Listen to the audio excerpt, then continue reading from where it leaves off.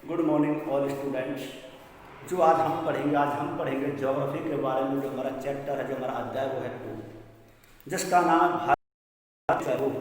जो चैप्टर है वो है भारत का भौतिक स्वरूप। इसके बारे में हम डिस्कस करेंगे। भारत का भौतिक स्वरूप कैसा है, इसके बारे में हम जानेंगे।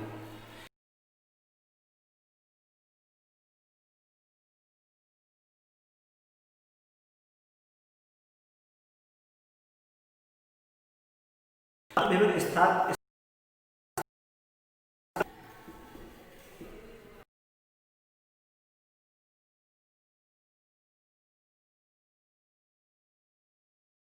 मैदान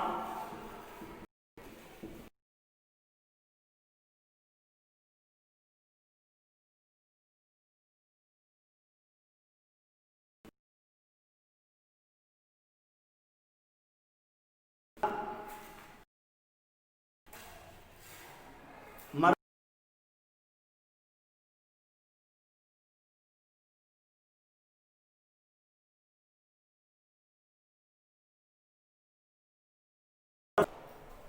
और देश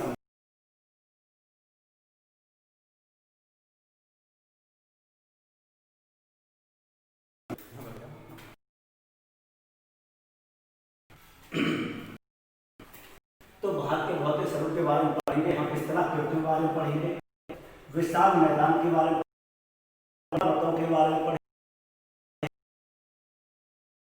और मरुस्थल के बारे में पढ़ेंगे, के बारे में पढ़ेंगे और द्वीप समूह के बारे में पढ़ेंगे। तो ये क्या है, भारत का भौतिक स्वरूप है। तो हम इसके बारे में डिस्कस करते हैं। हम देखते हैं कि यहाँ पर अनेक प्रकार के यहाँ पर शहर पाए जाते हैं। विभिन्न प्रकार के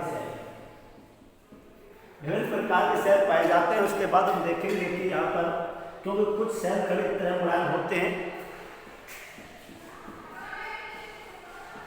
शहर खड़े की तरह मुलायम होते हैं। जो हमारे शहर होते हैं ये कुछ तो शहर खड़े की तरह मुलायम होते हैं और कुछ काफी ज्यादा कठोर होते हैं, हार्ड होते हैं। भारत एक विशाल मैदान है।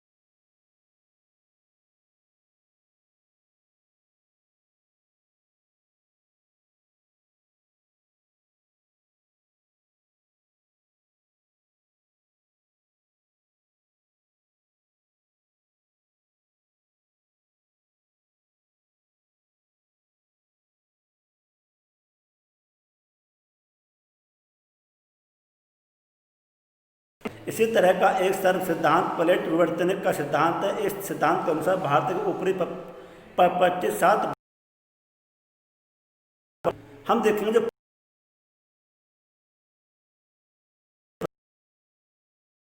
छोटी प्लॉट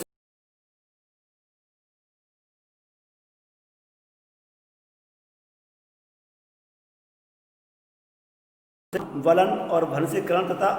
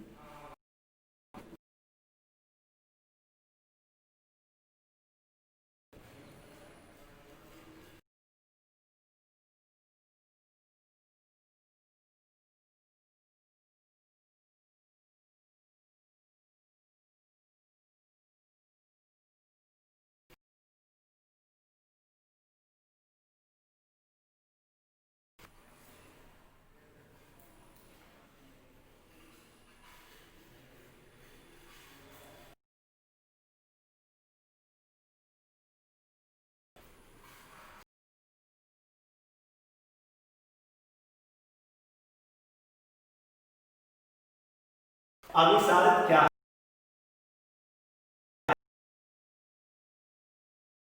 जब दो प्लेटें एक दूसरे के करीब आती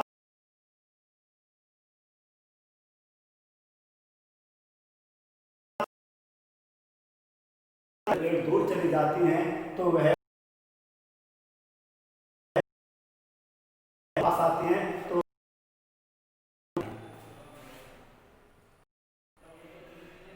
और ये टकरा कर ये फिसल कर टूट जाता है,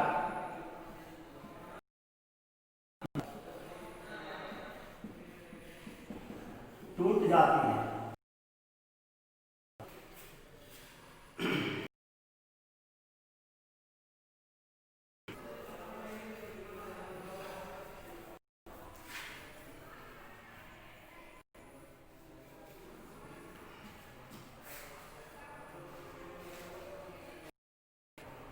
उसके बाद देखेंगे हम भूभाग अर्थात प्राकृतिक गौड़ वाला भूमि का एक हिस्सा है। हम प्राचीन भाग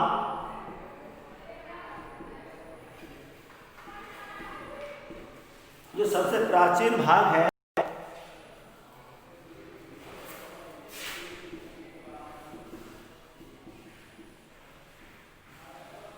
जो सबसे प्राचीन भाग है अर्थात प्रायद्वीपीय भाग,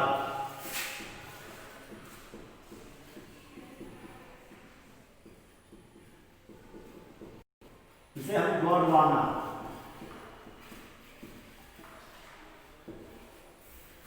गोंडवाना भूमि का एक भाग। देखिए सबसे पहले देखेंगे सबसे प्राचीन भूभाग अर्थात प्रायद्वीपीय जो भाग है वो कौन सा है? गोंडवाना भूमि के नाम से जाना जाता है। आखिर हम देखेंगे कि जो यह एक हिस्सा है गोंडवाना भूभाग का विशाल जो आर्कटिक के क्षेत्र में शामिल है, उसमें हम देखेंगे कि यह इस प्रकार भारत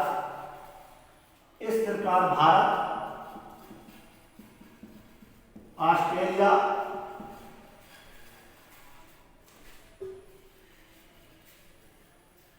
दक्षिण अफ्रीका,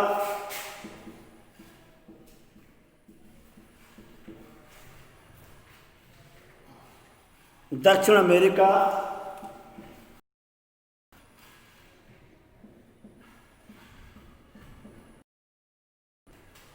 और अंटार्कटिक में फैला हुआ है।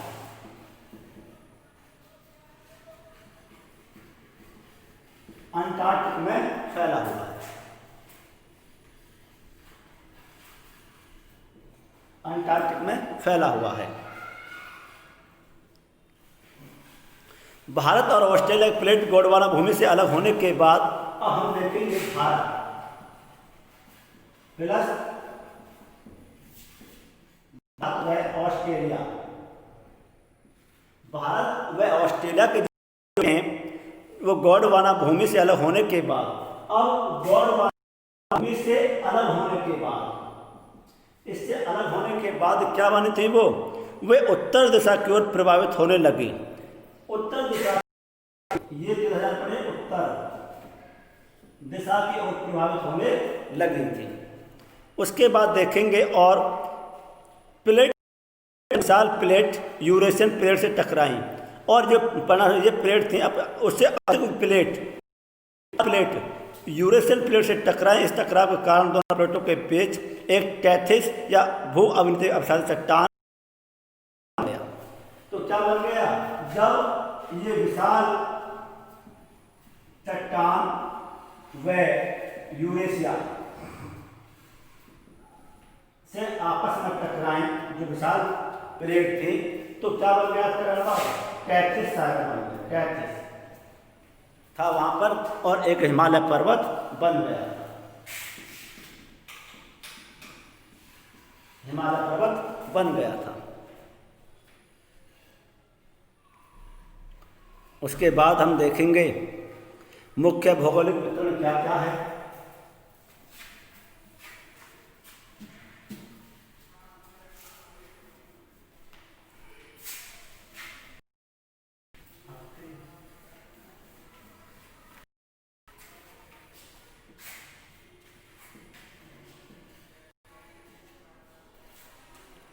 मुख्य भौगोलिक वितरण के बारे में पढ़ेंगे।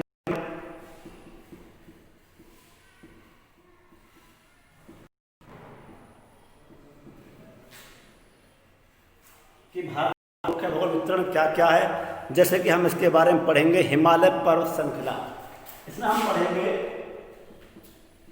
हिमालय श्रृंखला के बारे में पढ़ेंगे।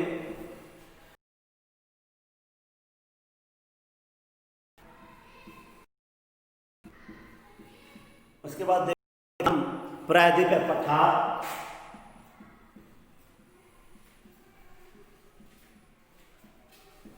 मरुस्थल है, भारतीय मरुस्थल,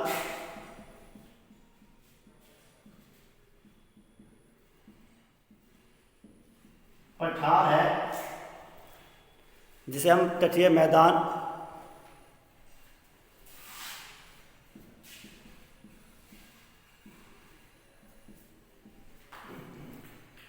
और हम द्वीप समूह के बारे में पढ़ेंगे।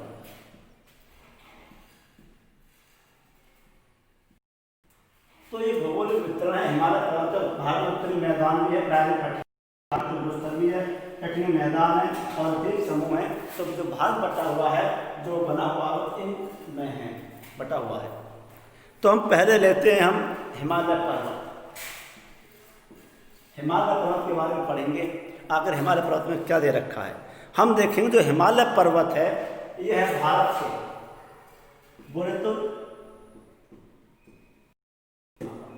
इस प्रकार जो हिमालय है वो भारत के इस प्रकार हम देखेंगे थोड़ा सा, और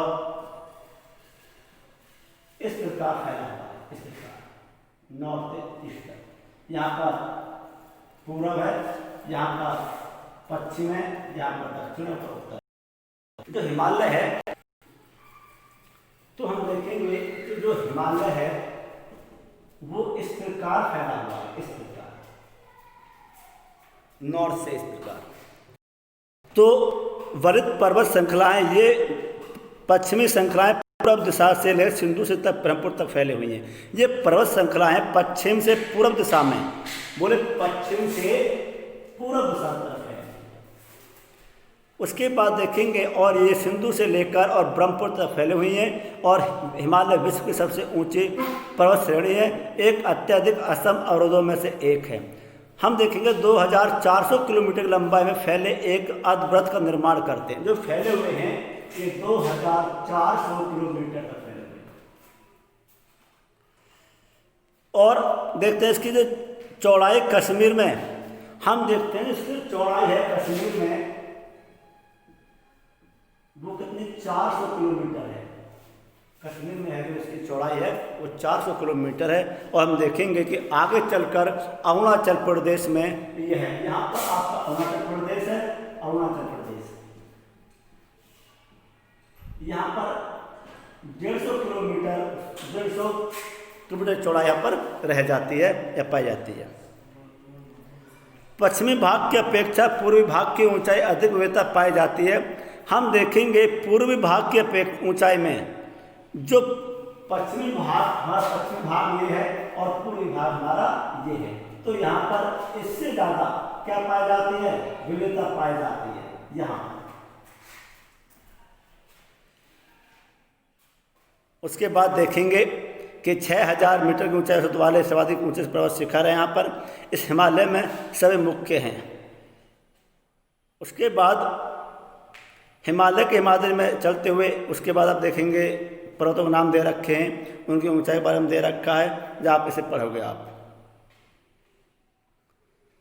उसको देखेंगे कि हम शिवालिक कहा जाता है, इसकी चौड़ाई 10 से 50 किलोमीटर तक है, ऊंचाई 900 से 1100 मीटर तक के बीच पाई जाती है। यह श्रृंखलाएं उत्तर से स्थित मुख्य हिमालय की श्रृंखलाओं में नदियों द्वारा लाई गई असंपीड़ित अवसादों से बनी हैं। ये घाटियाँ बजरी जलोढ़ की मोटी परतों से ढकी हुई हैं और ये घाटियों को दून के नाम जाना जाता है, जैसे देहरादून, कोटली दून और पाटली दून। बाकी आप अब हम पढ़ेंगे आपका उत्तरी मैदान के बारे में डिस्कस करेंगे।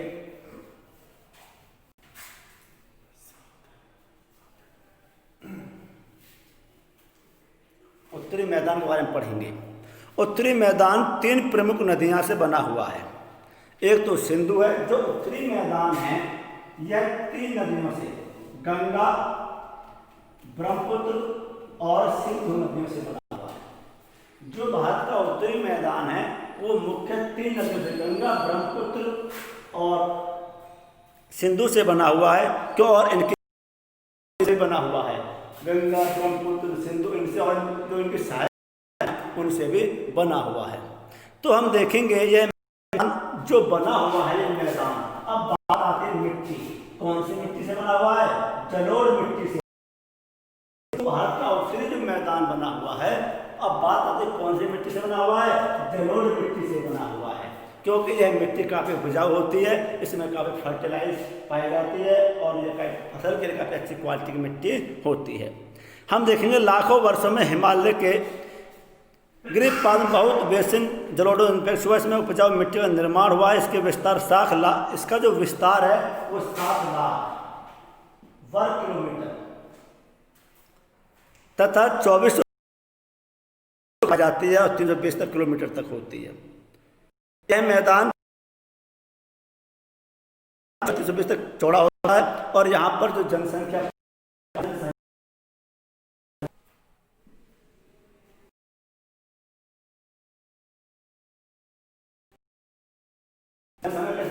अधिक पाई जाती है। इस क्षेत्र जो काफी अधिक,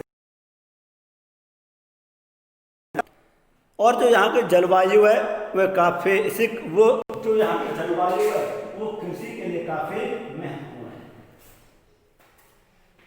आज के इतना रहने देते हैं, बाकी जो इससे आगे हैं हम पढ़ेंगे। पठार, भारतीय मरुस्थल हैं, तटीय मैदान है और द्वीप समूह परिसर समाप्त होगा, एक हो जाएगा, इस पर हम कल पढ़ेंगे।